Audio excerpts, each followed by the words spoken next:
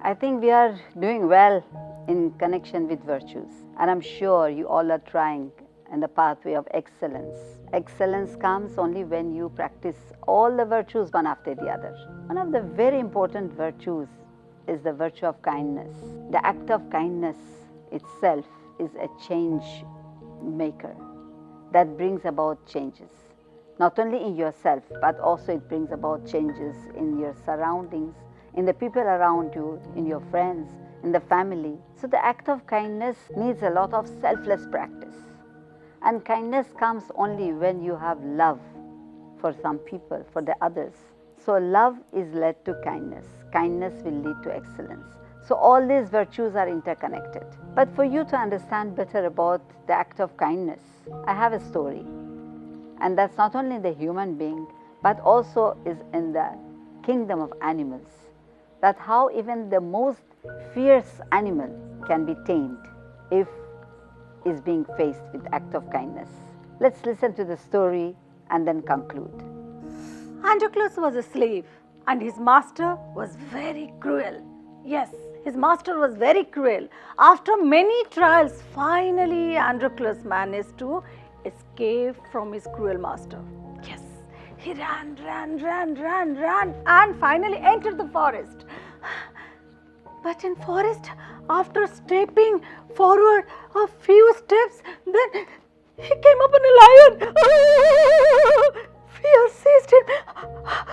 This ferocious beast is going to eat him, kill him immediately. What to do? He ran faster. Suddenly he stopped. He felt as if no one is following him. Then he looked back and saw, yes, the lion was not following him. Rather, the lion was lying on the ground. And he had a bloodied paw. What happened to this beast? He just noticed, oh, there was a thorn in his paw. That's why the lion was in lots of pain. Androclus didn't understand what to do. He couldn't decide what to do. He stopped there. And finally, he gathered some courage, overcame his fear, then turned back and approached the lion, who was lying on the ground with lots of pain. Slowly, he approached the lion and gently he pulled out the thorn. And he torn a piece of fabric from his own cloth and bind it the wound of the lion. Yes, and he consoled him. By that time, the lion also showed his gratitude. And both the lion and Androclus became friends. After a few days, finally, unfortunately, Androclus was captured by the emperor's soldiers. As he was an escaped slave, he was sentenced to fight with a hungry lion. Yes, it was the emperor's order. Androclus knew what it meant could be. Androclus knew it meant death. Finally, on the appointed day, emperor was sitting. A large number of crowd had gathered also to witness this unusual fight. And Androclus was placed in a closed arena. while Androclus was just waiting to meet his fate,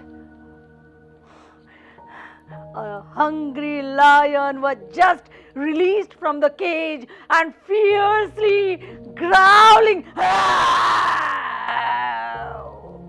The lion entered, but after moving 1 or 2 steps, suddenly stopped. The lion stopped there and slowly walked towards Androclus and surrendered himself there. Sat down. The lion licked the hands of Androclus, and finally both the friends, they met once again and they embraced each other. That was an unusual sight for the crowd, and the crowd cheered for, and the crowd demanded, "Free him! Free him! Free him!" And the emperor was also stunned by this unusual friendship. Finally, the emperor rewarded Androclus his freedom and also released the lion in the forest. Okay, how did you like the story? A bit scary, of course, but I'm sure you were not worried about the scary part of it. You all must have derived some conclusion out of it. For me, there were 2 conclusions. One was about friendship and friendliness. And it reminds me of a quotation which says, "Let your heart burn with loving kindness for whosoever crosses your path." Just think about it. Let your heart burn with loving kindness for whosoever crosses your path, whosoever it might be. And then you will see the difference, that when you have that loving kindness towards the people, how the things change, how the enemy turns into a friend. Even in the wildest animal, you can see the spark of kindness and love.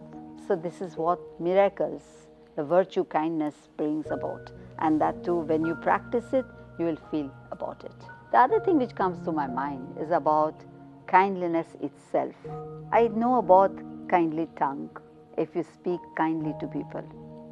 A kindly tongue is the lodestone of the hearts of men. It clothes the word with meaning. Whatever word you say, if you say it in kindly tongue, in a kind manner, the whole meaning of the word changes.